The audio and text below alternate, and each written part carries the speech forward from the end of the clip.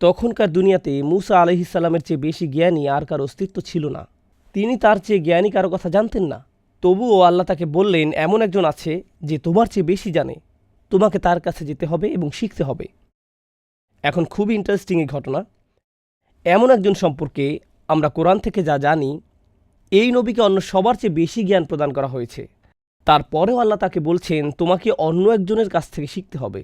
আমরা জানি যে কোনো ব্যক্তি যত বেশি শিখে, যত বেশি যোগ্যতা অর্জন করে, যত বেশি সার্টিফিকেট অর্জন করে, সমাজে তার মর্যাদা তত বেশি বৃদ্ধি পায়। আমি এমনকি ধর্মীয় জ্ঞান নিয়ে এখানে কথা বলছি না। কেউ পিএইচডি অর্জন করলে এটাও এক ধরনের মর্যাদা। কেউ যদি বিশ্ববিদ্যালয়ের প্রফেসর হয় এটাও বিশেষ মর্যাদা। আর এজন্যই কেউ পাশ করলে আমরা উৎসবের আয়োজন করি। মাধ্যমিক, উচ্চ মাধ্যমিক, মাস্টার্স বা পিএইচডি যেটাই অর্জন করেন। ইসলামী শিক্ষায় যদি কেউ ইজাজা অর্জন করেন বা কোরআন হিফজ করেন, যখনই কেউ শিক্ষাক্ষেত্রে কোনো যোগ্যতা অর্জন করে তার মর্যাদা বেড়ে যায়, সমাজে সে আরও বেশি স্বীকৃতি লাভ করে, মানুষ তার কথা শুনে।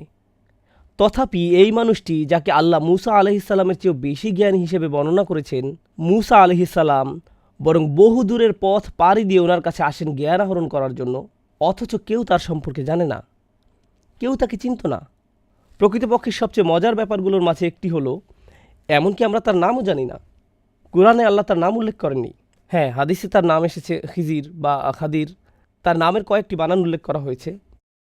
কিন্তু আল্লাহ তার নিখুঁত বাণীতে মূসা আলাইহিসসালামের এই শিক্ষকের নাম আমাদেরকে না বলার সিদ্ধান্ত নিয়েছেন। তিনি আমাদেরকে তার নাম বলেননি। তাহলে আল্লাহ কিভাবে তার বর্ণনা দিলেন? আজ আমি এখান থেকে মূল আলোচনা শুরু করতে চাই। তিনি বললেন, ফাওয়াজাদ আবদাম মিন ইবাদিনা, অর্থাৎ মূসা আলাইহিসসালাম ও তার তরুণ সঙ্গী একসঙ্গে ভ্রমণ করল। পরিশেষে তারা পেল, এ কথাটি মনোযোগ দিয়ে শুনুন, আমার বান্দাদের মধ্য থেকে এক বান্দাকে। সহজে বললে এর অনুবাদ হবে জাস্ট আমার এক বান্দার দেখা পেল। আমার এক বান্দা বললে তো আমরা সবাই এর অন্তর্ভুক্ত। এটা তো বিশেষ কোনো মর্যাদাপূর্ণ বর্ণনা নয়। আমরা এখানে গভীর একটা বিষয় শিখছি। আল্লাহ সুবহানাহু ওয়া তাআলার নিকট কোনো ব্যক্তি যত বেশি জ্ঞান অর্জন করবে, তত বেশি একজন সাধারণ বান্দা হিসেবে পরিচিতি পাবে।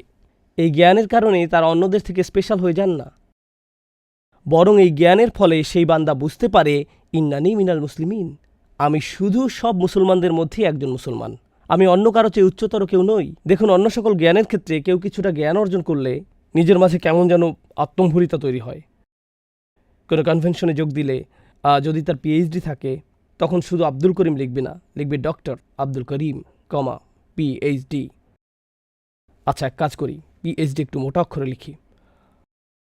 অথবা কারো কাছে নিজের পরিচয় দিতে গিয়ে বলবে, হেই, আমার নাম সালমান। না না না, আমার নাম ডক্টর সালমান।